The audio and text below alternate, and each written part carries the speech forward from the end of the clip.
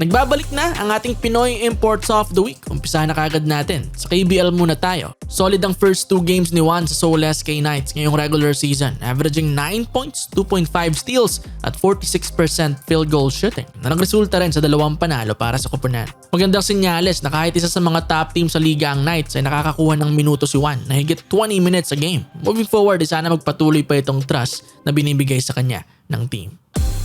Sunod, Renza Bando. Kumana ang high-flying Pinoy import ng 12 points, 5 rebounds at isang chase down block kontra kina 1GDL. Magandang simula rin para sa inaasahang better season para kay Abando sa KBL matapos ang World Cup. Ang anyang din ang defending champions ngayon kaya interesting na season talaga ito para kina Abando.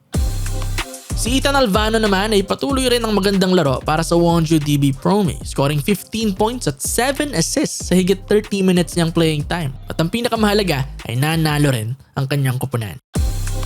Samantala, ang unknown para sa karamihan na Pinoy import sa Korea ay nagpapasiklab na rin para sa Seoul Samsung Thunders. Gumawa ng 17 points ang Filipino-Canadian sniper na si Evan Nava, making 5 of 8 ng bitaw niya sa tres. Marksman na ito sa Canada pa lang at bagay na bagay rin ngayon ang playstyle niya sa Korea kaya hindi na nakakagulat ang efficiency niya sa KBL.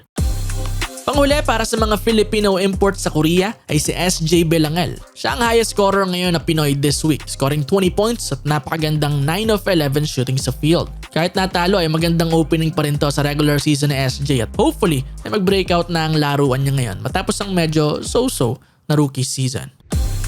Dako naman na tayo sa Japan B-League. Patuloy ang mainit na run ng koponan ni Ray Parks sa kanilang isa pang 2-0 na weekend at malaking parte niyan si Parks na nag-average ng 8.5 points sa 2 laro nila. Sa kanilang second game, nagtala pa ng 11.7 assists si Ray Ray. Consistent siya so far para sa kanyang koponan sa magkabilang dulo at isa sa mga reasons kung bakit 6-0 ngayon ang Nagoya. Bumabangon din ngayon ang Shiga Lakes ni Kiefer Ravena. 2-0 din kasi sila nitong weekend at nagtala ng 8.5 points, 6.5 assists at 2 steals si Keith. May total din siyang plus 40 sa plus-minus. Patunay ng tulong niya bilang high IQ guard ng koponan.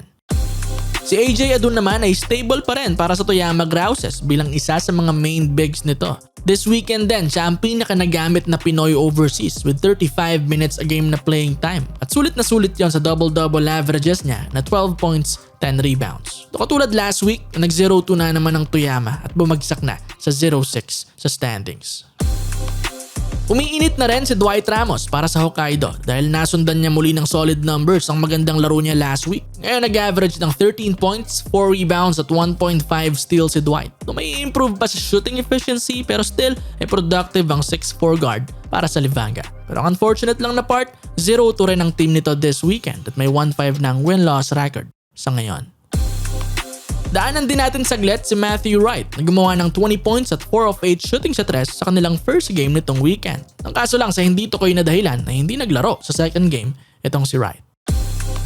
Panghuli para sa linggong ito, muli si 30 Ravena ang number 1 sa mga B-League imports. Consistent ang stellar play ng 6'3 guard para sa San Neo Phoenix na nag-average ng 14 points, 5 rebounds itong weekend on 45% shooting at may plus 26 pa sa plus-minus. Nakadalawang panalo rin sila rito kaya naman umakyat na sa 5-1 ang kartada ng team. Talagang magandang simula sa dati nangungulelat na team sa B-League. Sana lang ay maging sustainable ang laro na ito para sa kanila. Pero regardless, on track si 30 para sa kanyang best season yet sa Japan. Yon, sila nga para sa edisyon na ito ng Pinoy Imports of the Week. Sino-sino naman kaya next week? Well, kita-kits muli sa Lunes para sa panibagong episode.